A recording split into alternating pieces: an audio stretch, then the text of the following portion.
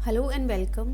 अगला क्वेश्चन है हमारे पास, what are the essentials of a Muslim marriage. तो एक मुस्लिम मैरिज है, उसके क्या असेंशियल्स होते हैं हमारे पास। आंसर हम स्टार्ट करेंगे इंट्रोडक्शन से।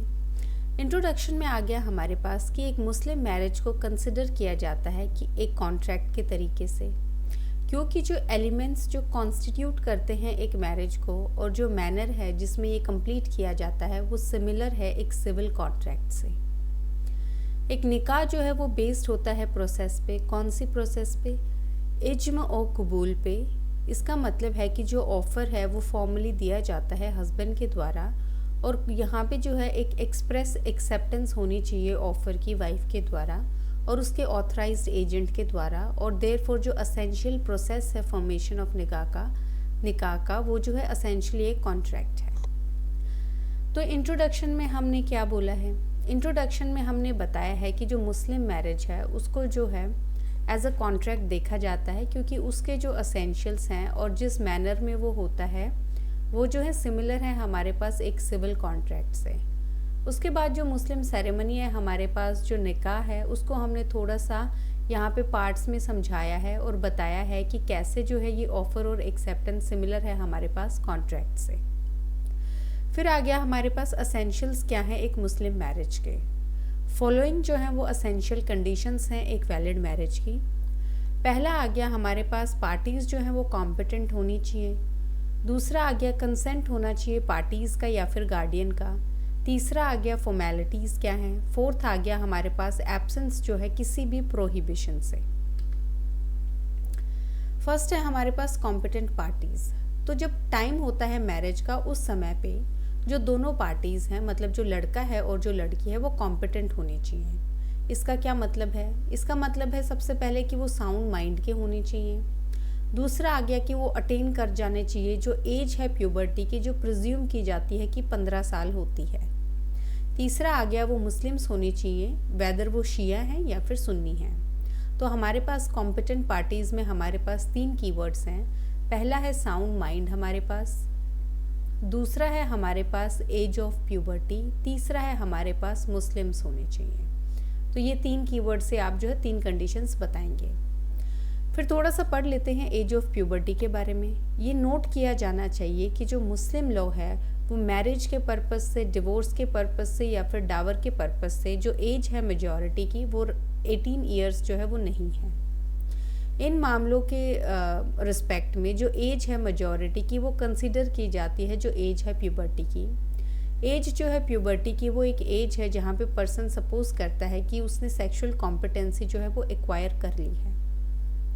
अगर एक पार्टी जो है मैरिज की वो माइनर है, that is below puberty as है, तो मैरिज कॉन्ट्रैक्ट किया जा सकता है उसके जो है गार्डियन के कंसेंट से।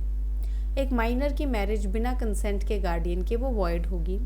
मुस्लिम लॉ में जो फॉलोइंग है वो गार्डियंस हैं मैरिज के एक माइनर के प्रायोरिटी के ऑर्डर में। तो सबसे पहले फादर आते हैं, उसके बाद पैटर्नल ग्रैंडफादर जैसे कि दादाजी, ग्रैंडफादर हमारे जो पैटर्नल होते हैं वहाँ पे जितना ऊपर तक जा सकता है वो चलेगा। थर्ड आ गया हमारे पास ब्रदर या कोई और मेल मेंबर फादर की फैमिली का, जैसे चाचू, ताया जी, ये सब। फोर्थ आ गई मदर हमारे पास। फिफ्थ आ गया मटरनल अंकल, आंट या दूसरे जो मटरनल रिलेशंस हैं। तो बेसिकली हमने कॉम्पिटेंट पार्टीज़ में क्या पढ़ा है? सबसे पहले हमने जो है बेसिक जो कॉम्पिटेंट पार्टीज़ हैं वो पढ़ा है। फिर हमने एज ऑफ प्यूबर्टी को डिफ़ाइन किया है कि क्या होती है। उसके बाद आ गया अगर कोई पर्सन ने एज ऑफ प्यूबर्टी नहीं अटेन की है और उसकी शादी हो गई है तो वहाँ पे किसका कंसेंट होगा? तो वहाँ पे होगा हमारे पास गार्डियन का कंसेंट। उसके बाद हमने बताया है कि किसका कंसेंट जो है माना जाएगा। तो प्रायोरिटी के ऑर्डर से हमने ये जो 5 रिलेशंस हैं इनके जो है कंसेंट को जो है वैलिड माना है। तो इसमें हमारे पास फादर आता है, फिर पैटर्नल ग्रैंडफादर आता है, उसके बाद ब्रदर है, फिर मदर है, फिर मटरनल जो अंकल आंट होते हैं मदर की साइड वाले, उनकी जो है उनको प्रायोरिटी दी गई है। इसके बाद सेकंड आता है हमारे पास कंसेंट ऑफ द पार्टीज़। जो कंसेंट है पार्टीज़ की या गार्डियन की इन केसेस में जहाँ पे पार्टीज़ जो है माइनर हैं या इंसेन हैं वो नेसेसरी होती हैं एक वैलिड मैरिज के लिए। ये जो कंसेंट है ये फ्री होना चाहिए और वॉलंटरली मेड होना चाहिए। ये रिजल्ट नहीं होना चाहिए किसी भी तरह के कंपल्शन का, फोर्स का या फ्रॉड का। अगर कंसेंट ऑब्टेन किया जाता है कंपल्शन से तो मैरिज जो है वो वॉइड मानी जाएगी। हनाफी लॉ में अगर कंसेंट कंपल्शन से भी दिया गया है तो वो भी जो है वैलिड माना जाएगा। तो अब हमारे पास जो है सेकंड कंडीशन क्या है, तो सेकंड कंडीशन है हमारे पास कंसेंट जो है पार्टीज़ की। तो कंसेंट है पार्टीज़ की जहाँ पे वो जो है नेसेसरी है जो कंडीशन है। अगर इसमें पार्टीज़ हमारे पास माइनर होती है या इंसेन होती है तो यहाँ पे जो है पार्टी का कंसेंट ना लेके हम जो है गार्डियन का कंसेंट लेंगे। और ये जो कंसेंट है ये फ्री होना चाहिए, वॉलंटरीली होना चाहिए, कोई भी कंपल्शन, फ्रॉड या फोर्स जो है इस पे नहीं होना चाहिए। अगर गलत तरीके से कंसेंट लिया गया है तो यहाँ पे जो मैरिज है वो आपकी वॉइड हो जाएगी। हालांकि हनाफी लॉ में अगर कंसेंट कंपल्शन से भी लिया गया है तो वो वैलिड माना जाएगा। थर्ड आ गया फॉर्मेलिटीज़ जो है मैरिज की। मुस्लिम मैरिज रिक्वायर करती है ना ही कोई पर्टिकुलर सैक्रामेंट या राइट। यहाँ पे एक प्रपोजल होना चाहिए जिसे इजाब बोलते हैं और एक्सेप्टेंस होनी चाहिए उस प्रपोजल की जिसको कबूल बोलते हैं। इधर ओरली होना चाहिए या फिर राइटिंग में। ये जो प्रपोजल है या एक्सेप्टेंस है ये एक ही मीटिंग में होना चाहिए और जो वर्ड्स हैं वो इंडिकेट करें सर्टेनिटी के साथ, बिना किसी कंडीशन के कि जो मैरिज है वो कॉन्ट्रैक्ट हो गई है। एक मीटिंग में या फिर सेम सिटिंग में जो है ये इंटरप्रेट नहीं किया गया है इसको लिटरली। ये कन्नोट करता है एक आइडिया कि जो ऑफर या एक्सेप्टेंस है वो साइमल्टेनियस होना चाहिए।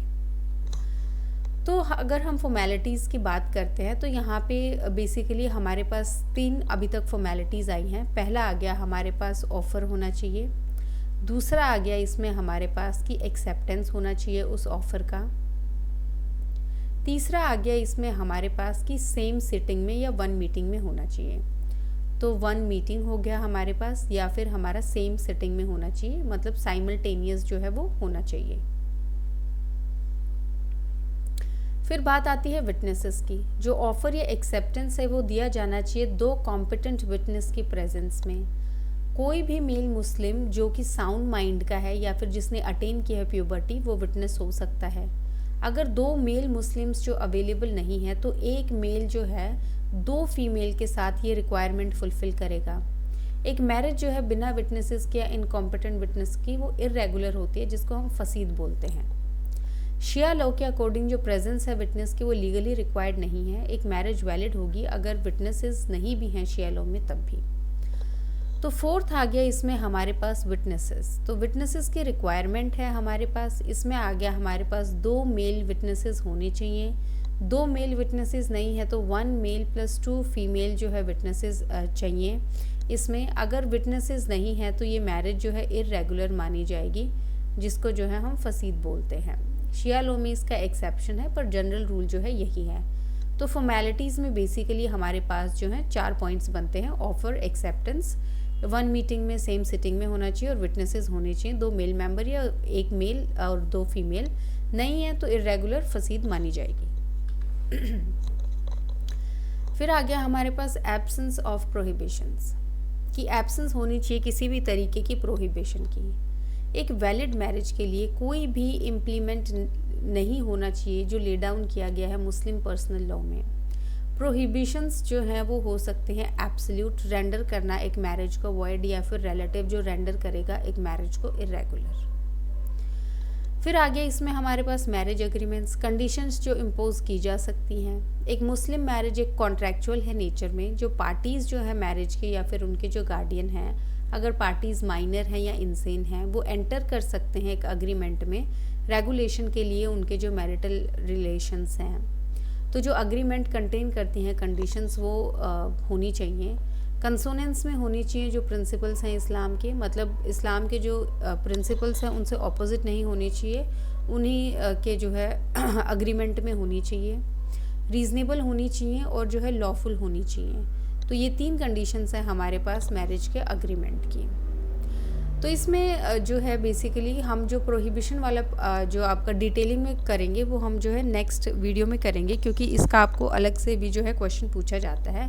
बट अगर हम जनरली देखें तो इसमें क्या बोला गया है कि प्रोहिबिशन नहीं होनी चाहिए किसी भी तरीके की। वो एब्सोल्यूट भी हो सकती है और वो रिलेटिव भी हो सकती है। तो प्रोहिबिशन जो है हमारे पास वो 2 तरीके की होती है।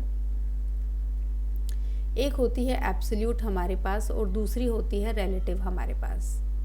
इसके बाद आ गया हमारे पास अगर मैरिज का कोई अग्रीमेंट है, क्योंकि ये कॉन्ट्रैक्चुअल नेचर में है, तो वो जो अग्रीमेंट है वो किस तरीके का होना चाहिए। अगर पार्टीज़ ने कुछ अग्रीमेंट किया है, अपनी तरफ से टर्म्स डाली हैं, तो पहली बात तो वो कंसोनेंस में होनी चाहिए, जो प्रिंसिपल्स हैं इस्लाम के, रीज़नेबल होनी चाहिए, कोई भी जो है अनरीज़नेबल चीज़ नहीं होनी चाहिए। तीसरा आ गया लॉफुल होनी चाहिए, वो किसी भी तरीके से इलीगल या फिर लॉ के अगेंस्ट नहीं होनी चाहिए। कोई भी इलीगल अग्रीमेंट अफेक्ट नहीं करेगा जो वैलिडिटी है मैरिज की, लेकिन जो कंडीशन है वो वॉइड होगी और इनऑपरेटिव होगी। फॉलोइंग कंडीशंस जो है मैरिज के वो इलीगल हैं। पहला कि वाइफ एंटाइटल नहीं है डावर को लेके। दूसरा आ गया वाइफ जो क्लेम नहीं करेगी मेंटेनेंस हस्बैंड से। तीसरा आ गया जो स्पाउसेज हैं उनका कोई म्यूचुअल राइट नहीं है इनहेरिटेंस में। फोर्थ आ गया जो स्पाउसेज है वो फ्री होंगे एक दूसरे से अलग रहने के लिए बिना किसी रीजनेबल कॉज के। तो जहाँ पे हमने यहाँ पे अग्रीमेंट किया है उसके कुछ कंडीशंस हैं जो बोला गया है कि ये जो है इलीगल हैं, और अगर किसी ने ये अग्रीमेंट में डाल दी तो ये नहीं मानी जाएंगी। यहाँ पे जो है मैरिज जो है वो वैलिड होगी, लेकिन ये जो टर्म्स हैं ये हमारे पास वॉइड मानी जाएंगी और इनऑपरेटिव होंगी। तो पहला है हमारे पास डावर का कि वाइफ को डावर नहीं मिलेगा। दूसरा आ गया मेंटेनेंस नहीं ले सकती है। तीसरा है इनहेरिटेंस का राइट नहीं होगा। और चौथा आ गया कि सेपरेटली रह सकते हैं बिना किसी रीजनेबल कॉज के। तो ये बेसिकली इलीगल जो हमारे पास वॉइड या इनऑपरेटिव कंडीशंस हैं, ये कोई भी अगर अग्रीमेंट में डालता है तो यहाँ पे मैरिज वैलिड होगी, लेकिन कंडीशंस जो हैं आपकी वो वॉइड होंगी। तो प्रोहिबिशन जो है हमारी इन कीवर्ड्स पे जो है चलेगी, जो आपको हमने समझाया है। ये जो 3 पॉइंट्स हैं हमारे पास, तो ये कीवर्ड्स आप याद रखेंगे, पर जैसे आपको लिखना है तो वो आप अपनी सिंपल लीगल लैंग्वेज में, जैसे कि स्लाइड में दिया गया है, आपको प्रॉपरली मेंस में ऐसे ही लिखना है। याद करने के लिए आप ऐसे जो है छोटे छोटे टेबल्स बना सकते हैं।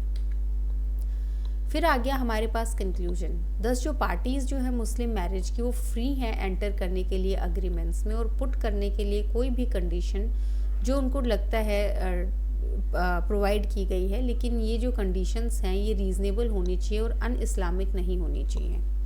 तो कंक्लूजन में हमने अगेन अग्रीमेंट की वही बात कंफर्म की है कि कोई भी टर्म जो है अग्रीमेंट की वो लगा सकते हैं, लेकिन वो जो टर्म्स हैं वो रीज़नेबल होनी चाहिए और अन इस्लामिक नहीं होनी चाहिए। अब इस आंसर में 2-3 बातें ध्यान रखने वाली हैं। पहला यही कि हमने 10-15 मार्कर के हिसाब से किया है। सबसे पहले हमने इंट्रो किया है जहाँ पे हमने मुस्लिम मैरिज का जो नेचर बताया है, प्लस इसमें जो निकाह सेरेमनी है उसको कंपेयर किया है हमने एक कॉन्ट्रैक्ट से। उसके बाद जो मेन हमारे पास आंसर का पोर्शन है दैट इज़ असेंशियल्स पूछे गए हैं। इसमें हमने जो है 4 असेंशियल्स जो है डिस्कस किए हैं। यहाँ पे जो है हमने 4 असेंशियल्स डिस्कस किए हैं आपको डिटेलिंग में, और उसके बाद जो है हमने कंक्लूजन में 2 लाइनें जो है रखी हैं। यहाँ पे जो असेंशियल्स हैं बहुत बारी जो है 10 मार्कर क्वेश्चन उनमें से भी आ सकता है। जैसे पहला कॉम्पिटेंसी वाला है हमारे पास, कॉम्पिटेंसी से और प्रोहिबिशन वाले जो पॉइंट से है हमारे पास बहुत ज़्यादा प्रोबेबिलिटी है कि 10 मार्क का आपको अलग अलग क्वेश्चन पूछा जाए। कॉम्पिटेंसी आप यहीं से उठा सकते हैं मटेरियल। प्रोहिबिशन के लिए हमारा जो नेक्स्ट लेक्चर है उसमें डिस्कशन होंगे क्या क्या प्रोहिबिशंस हैं एक मुस्लिम मैरिज की। बाकी अगर यही आंसर आपका 5 या 10 मार्कर में आता है आप थोड़ा सा कट करेंगे। इंट्रो में जो है आप मुस्लिम मैरिज का नेचर बताएंगे। असेंशियल्स जो है आप 2-2, 3-3 लाइन में जो है डिस्कस करेंगे, जो हमारे पास 4 असेंशियल्स हैं। उसके बाद 2 लाइन में आप कंक्लूजन जो है वो कंक्लूजन जो है वो लिख देंगे। आपके पास अगर ज़्यादा टाइम नहीं है या स्पेस नहीं है तो असेंशियल्स को आप जो है टेबल फॉर्म में भी लिख सकते हैं। आप 4 असेंशियल्स को लिख दें और नीचे जो है छोटे छोटे उनके जो है कीवर्ड्स बता दें या पॉइंट्स लिख दें। बाकी जो है इस आंसर में हमने सब कुछ इंक्लूड कर लिया है। So thank you.